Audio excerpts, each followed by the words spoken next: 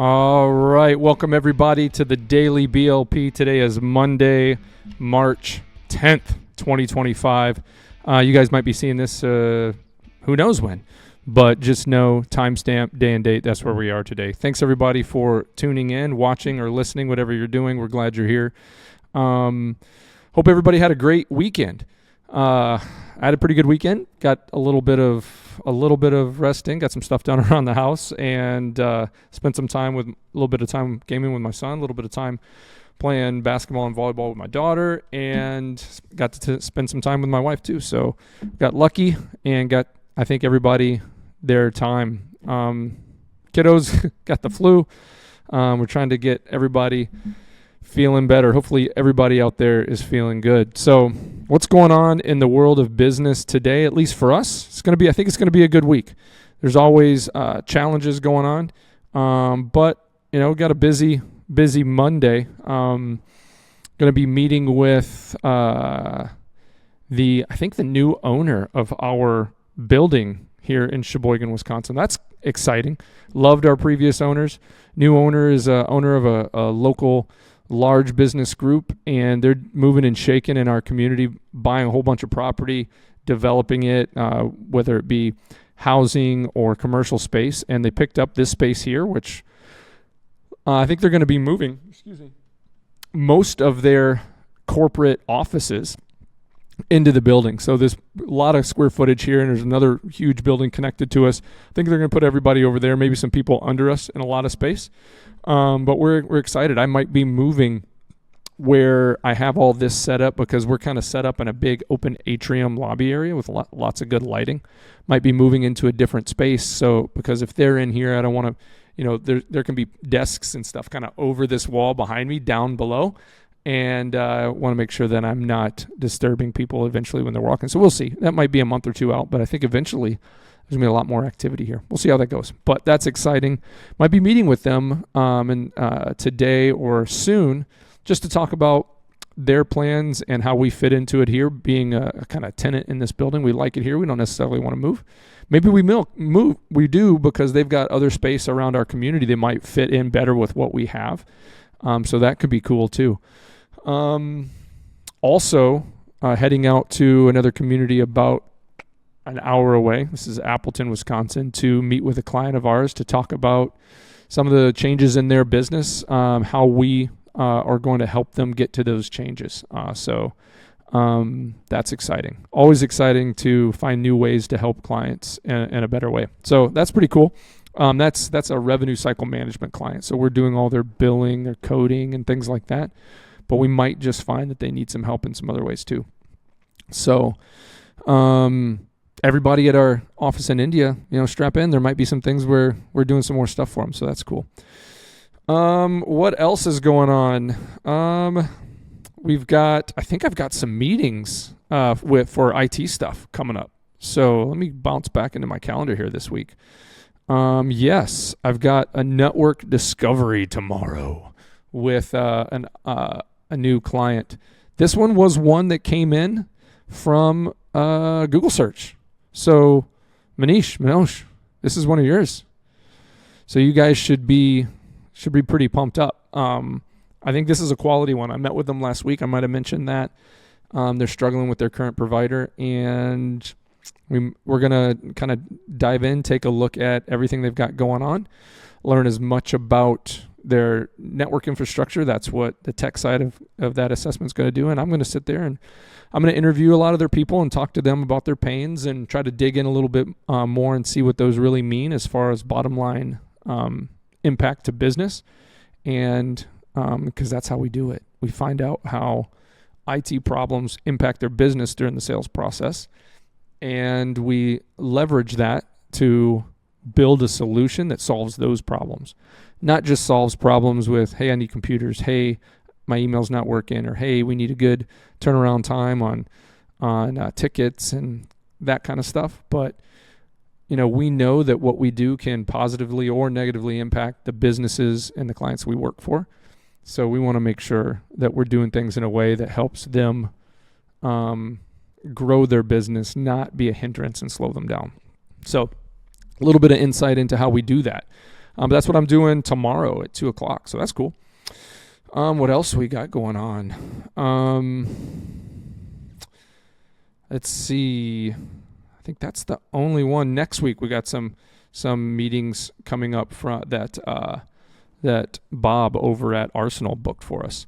Pretty excited for a couple of those too. Gonna have to drive like 2.5 hours to get to one of those. Not as fun, but that's okay.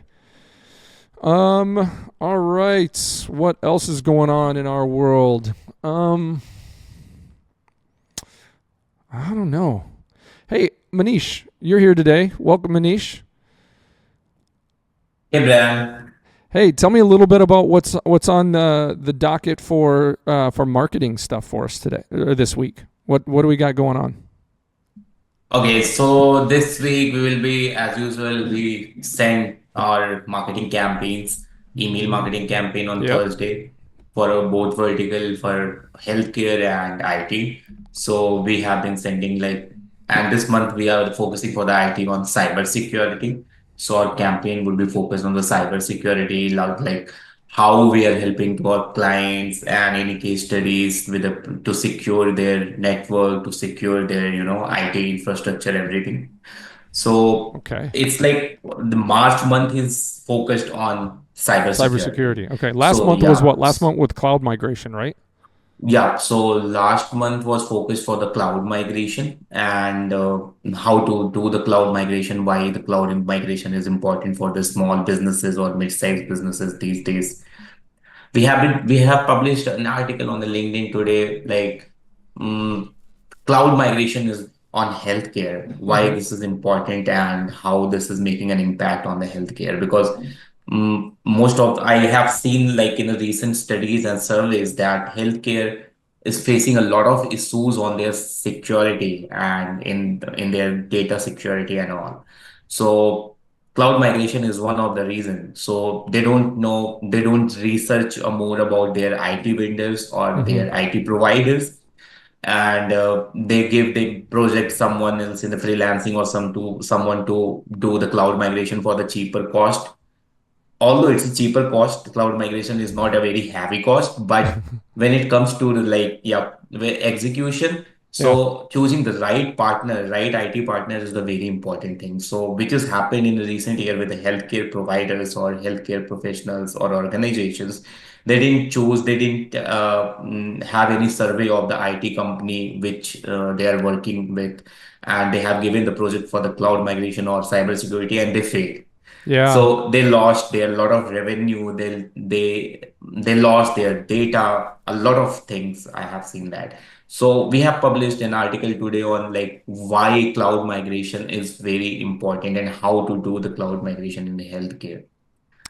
Yeah, I So mean, that's a great. I think that's awesome, and I think that is going to be helpful to a lot of people that get that in their hands. I mean, over the years and even more recently, cloud migration it isn't what it used to be. It used to be, hey, all of our stuff, the software we use, all of our stored data is all on either our computers or a server in our office and stuff. And there's still a lot of that, make no mistake, but more often than not, it's a couple of the pieces that are still on a server or being done on their computers. So maybe their accounting software like QuickBooks or Sage or something like that is still being done on a server or computer, and it's getting old, and they're looking at, hey, I'm gonna have to spend $20,000, $30,000, maybe more, depending on the market and the size of my infrastructure, to replace that hardware, because now maybe I'm on an older version of Windows Server and it's not supported by Microsoft, so it's not going to get security updates anymore. And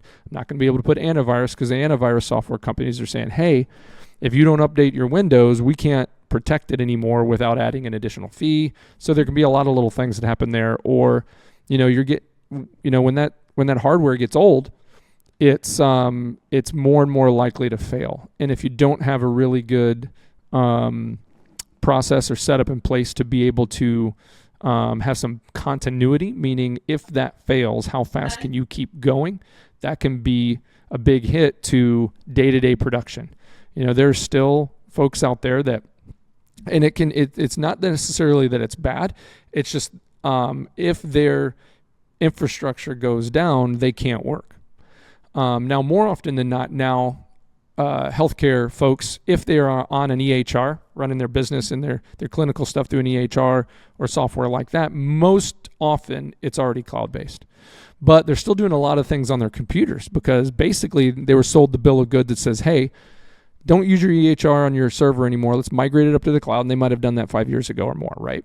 They've been in the cloud, rocking and rolling. They think they're safe. The problem is when you're doing things day to day, having patients come in and fill out forms, and you got that paperwork, and you're scanning that paperwork in, they turned those servers off years ago, right? They don't have the servers anymore, but they've got their computers, and they might be on a work group or something like that, which by its nature is less secure and harder to manage and harder to keep account of. And you've got your front desk person, they're accepting that paperwork, they're scanning it in, and it goes onto the computer, and then they're uploading it to their cloud software. Fantastic, great. But where is it? It got onto your computer. It had to save in a file, most likely. How secure is that computer? Is it a laptop? Do they work from home sometimes? Do they take that computer home? Is it a desktop? If somebody walked in or broke in the middle of the night and stole all your infrastructure, would they be able to get at that data? Most people, I don't think so. I'm not sure. So there's a lot of little things that are happening that when people think, hey, we've already moved to the cloud. Yeah, to some degree. Yep. And if you've done a really good job, let's say you have a really good internal staff and they've been smart about making sure, any data daily stored on devices locally gets purged because it's safe in the cloud. It's being backed up in multiple places out there because let's say the software provider is doing that for us. Great. But most often than not, there's a lot of data bleed and reproduction that happens locally on multiple computers that people just aren't paying attention to. It's getting saved to desktops or it's getting saved to OneDrive, and they're like, well, it's in the cloud in OneDrive and it's safe. Well, is your OneDrive backing up? Because most likely you're saving it on your computer. It's syncing to OneDrive, but somebody comes in and deletes it off the computer. Guess what? OneDrive is going to sync that. If you don't have something set up either through Microsoft or a third-party provider that's backing that up in the cloud, it's going to be gone. And there's a lot of little things that are happening when it comes to that. Like, if you've got personally identifiable health information from your patients, you got to hang on to that for a few years. You got to have it archived and safe. Because if there's legal action, they got to go back and find that stuff. And again, sometimes that's happening in your cloud EHR. Sometimes it's not. Sometimes not everything makes it up there, and you got stuff that doesn't make it there. So if you don't have somebody who's helping you pay attention to that, or at least helping you create a process so you can do it internally, you could be the days turn into weeks, turn into months, turn into years, and you could be creating a problem for yourself that you don't even know. And chances are there's never going to be a problem. I always say this to clients. There's no HIPAA police, right? There's nobody coming around knocking on your door once a month or once a quarter or even once a year saying, hey, are you HIPAA compliant? What it takes is somebody's information either getting taken or somebody thinks it does, and then they report to somebody, and then somebody comes knocking on your door.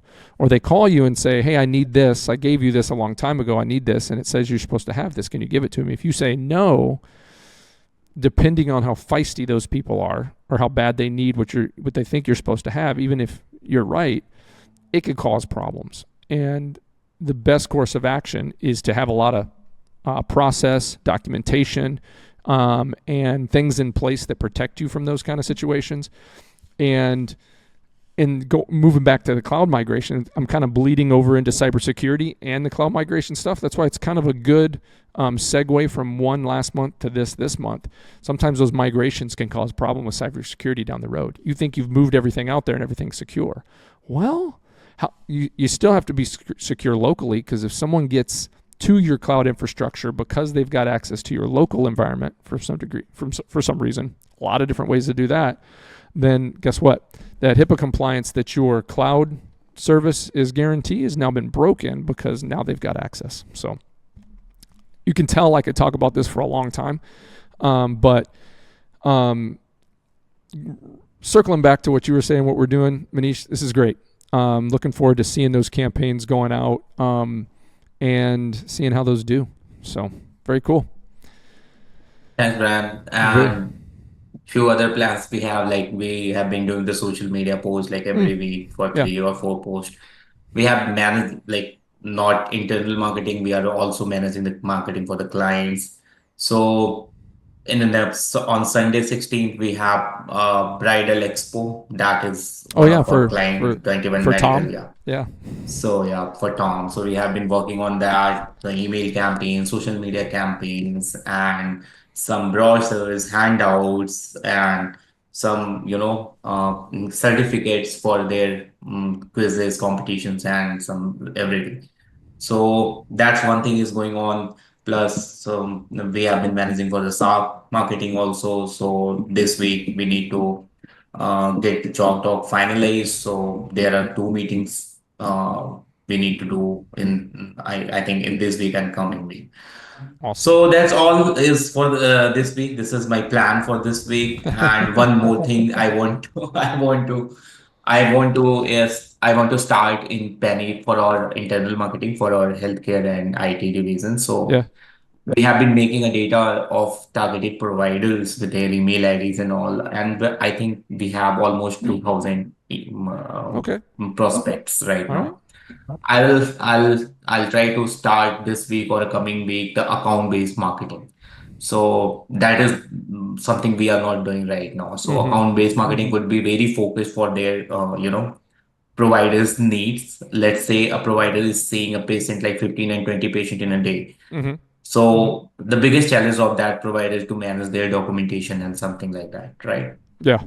So we have been working on the day our sheet. Then we decided what type of providers we are going to fit in this sheet. Yeah. So the providers that we are focusing for this sheet for this account based marketing, the provider who is seeing more than 15 or 20 patients in a day, Mm-hmm. and because we know that provider is super busy and they don't have time to for documentation and these type of things, and documentation makes like them not burden, but that is something hectic for them. For They sure. spend 9 hours, 10 hours on the patients, then 1 or 2 hours every day to work on the documentation part. So I'll try to reach out them through personalized email, account-based marketing with our Scribe solutions. That could be, something a game changer for them. They can save a lot of time and they can utilize that time for the patient care and the efficiency of their practice. So that's all in my plan for this week.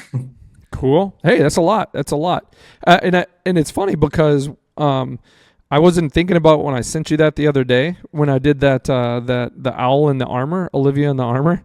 I was like, that's Yeah, kind of a neat little. We could do a couple little things with that for a social post this month because it's all for cybersecurity sure. stuff. So putting That on that that was putting on cool. the Yeah, armor of Panatech. So yeah. thanks, ChatGPT or Dolly or wherever that came from. As far as I just basically, I just the idea just popped in my mind. I don't know why. I think it was because I can tell you why. Actually, now that I think about it, I was either listening to something or I was. It might have been when I was reading scripture because I'm Christian. I read the Bible a lot when I can.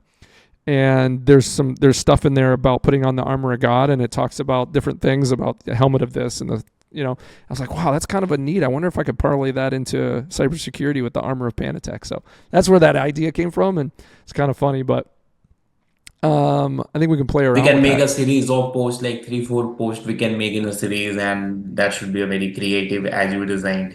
So we I could got make your we could do something where we have the Olivia owl because the snowy owl in the armor, like either like holding the shield, like deflecting like some cybersecurity attack, like yeah, or maybe going out and attacking or something like. I think that'd be kind of cool. yeah, that would be a very creative thing. Just something to catch people's eye. I don't know. Anyway, fun Exactly. stuff. Hey, let's jump over into some current events kind of stuff. Let's check out Doge real quick and what's going on with Department of Government Efficiency. Hey, the more efficient our government gets, the possibly lower our taxes can get, possibly better the economy can get, and when the economy's good, business is good. So let's rock over there real quick and see what's up. There's coming a couple days worth of stuff, right? Because today's the 10th, so we had the 8th and 9th over the weekend. Let's see what we got from the 8th. Let's see, SBA Kelly. This week, I signed a new policy that will require the SBA, Small Business Association lenders, to conduct citizenship verification for loan applications. That's cool, right? That's cool. I think that's great. I can't believe that wasn't a thing. Like if I wanted to, does something similar exist in India, you guys, where if I was in India and I wanted to start a business, say you guys wanted to start a business, is there like a small business association through the government that helps small businesses get started with maybe loans or funds? Yeah, There is. so in India, the government has a plan that plan name is MSME loan. Okay. So medium and small, enterprises. So Yeah. they, if we want to, we want to, establish any business in a small scale or mid-sized scale. Yeah. So government gives us subsidy. They help us in a loan Okay. application and everything. So But for and that that, yeah, we make sure that our credit score would be something great. so your credit score's got to be good. Otherwise, Do you have to be an yeah. Indian citizen? That's what I'm wondering. Like if I was over there for vacation and Mhm. I was like, wow, this is a great business environment. I've got an idea that could be really helpful for the people of India or the business of India or whatever. I've got some value I want to add. I want to start a business, but I'm not an Indian citizen. Can I apply for that stuff and will I be given it, or do I have to be a citizen?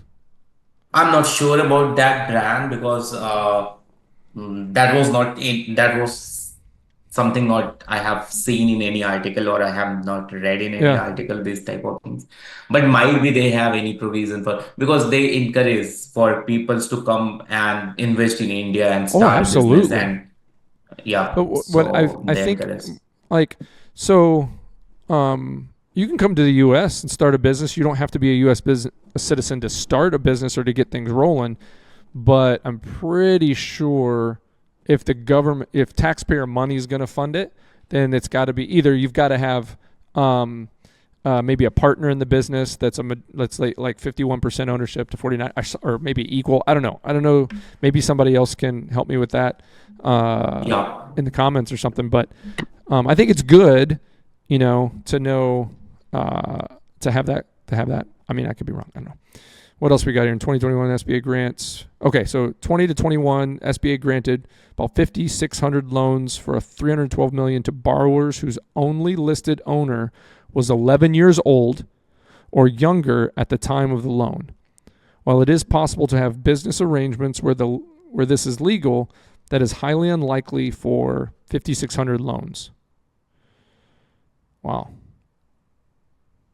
Huh. So I wonder if all that was legit. Good or on something like this, I don't know comment good or bad, but it's good to know that the transparency is there. Because what happens is you can ask questions and then you can have discussions on whether it's great or not. But when you just don't know when these things are happening and you hear about them, it makes the mind automatically goes to, well, this doesn't seem legitimate, right? Contract update. On Friday, there were 162 cancellations of non-essential contracts with a ceiling value of $205 million and savings of $90 million. Included USDA canceling $10.3 million in unnecessary contract, which ironically was for identifying unnecessary contract. Okay. I want to read, just in case we didn't catch the irony there. 162 cancellations of non-essential contracts with a ceiling value of $205 million and a savings of $90 million. That means that a lot of this money was already paid out. You can't go back and get it, right? But saved $90 million. This included USDA canceling $10.3 million in unnecessary contract, which ironically, so they had a $10.3 million contract with somebody for identifying unnecessary contracts. They obviously weren't doing a very good job. Or there was no oversight. Do I have to report on a monthly basis what I've found or the work that I've done? That's crazy. More info on IAF. What's IAF? Look that up for me real quick, guys, while I read this. IAF. In 2024, 45% of spend went to administrative overhead. Only 55% went to the grants. which then have multiple additional layers of overhead. So 45% of spend went to administrative overhead for the IAF, and only 55% of the grants, only 55% went to the grants. Oh, okay, I see what you're saying. So we fund IAF, whatever it is. I don't know. There's too many to know them all. It's already written in the other section, the Inter American Oh, I see it. Yeah. Foundation. Thanks. Yep. I'm an idiot. Thanks. That's okay. The Inter-American Foundation, an agency whose primary action was to issue foreign grants, has a $60 million budget, has been reduced to state statutory minimum, one active employee. Examples of grants that were canceled. Okay, we could dig into that at another time. But so now we know at a $60 million budget, the Inter-American Foundation, which is primarily for issuing foreign grants. Okay, I don't necessarily think issuing foreign grants is a bad thing if they're good for the interest of America. And 45% of that budget goes to administrative overhead. So what's 45% of 60 million? Like between 20 and 30 million? Only 55% of that went to actual grants, which then within the grants have multiple layers of overhead. That's crazy. Like think about it this way. You're going to donate money to a charitable cause. Manoj, give me one thing that you think is worth donating money to in India that would be charitable. Like if someone came to your apartment, knocked on your door, and you invited them in and they said, "Sir, we have this really great cause and we'd like to give $100 or 1,000 rupees or whatever, right, to this cause. Give me a good cause that you think is a good cause." Something you care about. Give me something you care about. Most of the time, I care about the animals. Animals. Okay, cool. That's cool. There's nothing wrong with that. Okay. So, what's your favorite animal? Dog. Dog. Cows. Dog? I love dogs. I don't have any anymore because I have 4 children. But, okay. Do you have a dog? No. No? That's okay. No. Okay, we're getting into this. We're getting to know Manoj here, everybody. If you could have a dog, what would it be? What kind of dog would you get? It could be like German Shepherd. German Shepherd. Oh, yeah. Okay. All right. Cujo. Okay. Dangerous. Yeah. Oh, no, great dogs, by the way. Super smart, hard workers. I mean, that's the majority of what our police officers have here. I mean, these dogs are amazing. Anyway, okay. So I came to your door. Excuse me, sir. Do you have a moment? Yes. What do you need? I'm very busy watching cricket. I'm with the Indian Dog Association, and I would like to find out if you would be willing to donate 1,000 rupees to saving German Shepherds in your community. And you said sure, and you gave me that 1,000 rupees. Then you find out a month later that half of that $1,000 just went to pay for administrative overhead in that organization and not going to actually saving dogs. How would you feel about that? I feel bad. You feel a bit ripped off, right? Yep. Right? Or they're not very efficient. And this happens quite often with charitable organizations, and obviously we know with the government, where, and in a charitable organization, a 501c3 nonprofit here in the U.S., generally, if that's the case, they have a very hard time raising money for their cause, because people who give money, especially larger sums, will ask, or it's law that they publish their annual reports that say, last year, where did all the money go? Because when people look at that stuff and they see administrative costs are costing so much and not to the program that you've got tax-free income on, then you stop giving, right? That's why organizations and for nonprofits, they try to get really good at minimizing administrative overhead. Maybe 10%, 15% or something like that goes to running the business, and a great majority of it goes to boots on the ground for the cause. In this case, saving German Shepherds in your community. So you get why I made that analogy? That's why this is important.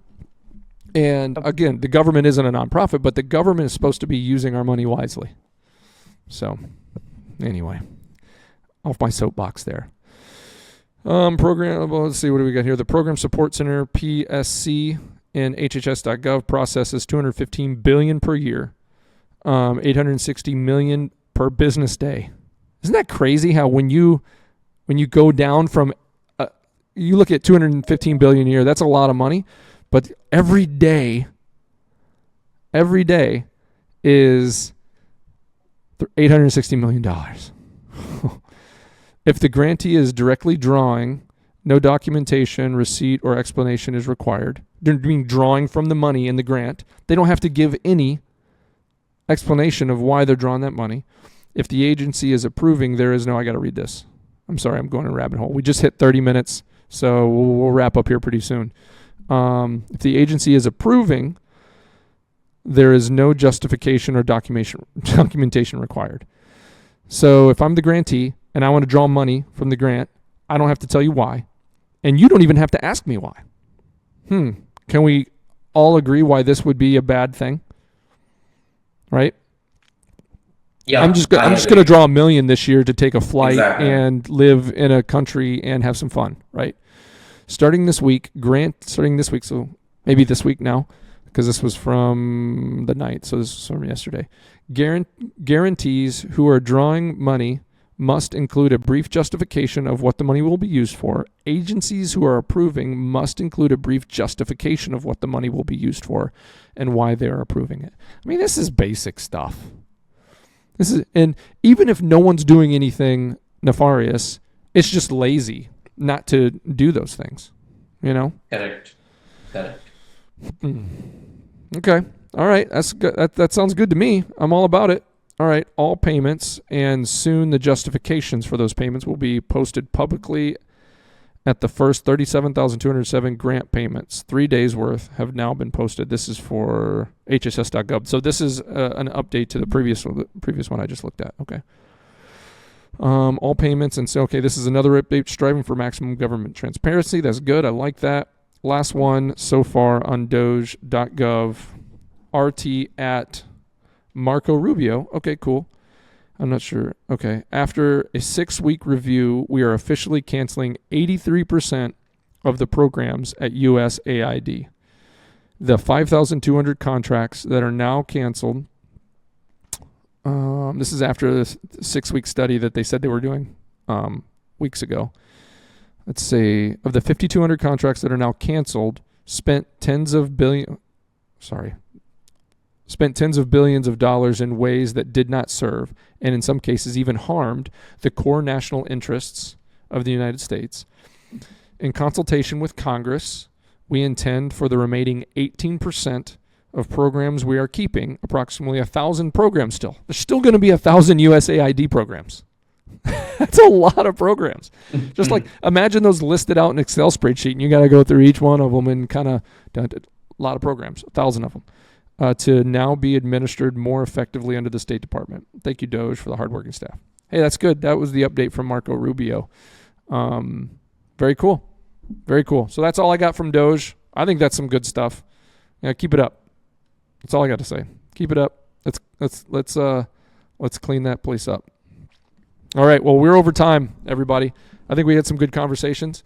Thank you, everybody, for tuning in. Today, we're going to wrap things up here, get you guys back to doing whatever you should be doing instead of listening to us. Thank you, Manish. Thank you, Manoj, for your input. And Manoj in the producer seat, you're rocking and rolling. Thanks, bud. Everybody, until tomorrow, this has been the Daily BLP. Make it a great day. Bye-bye.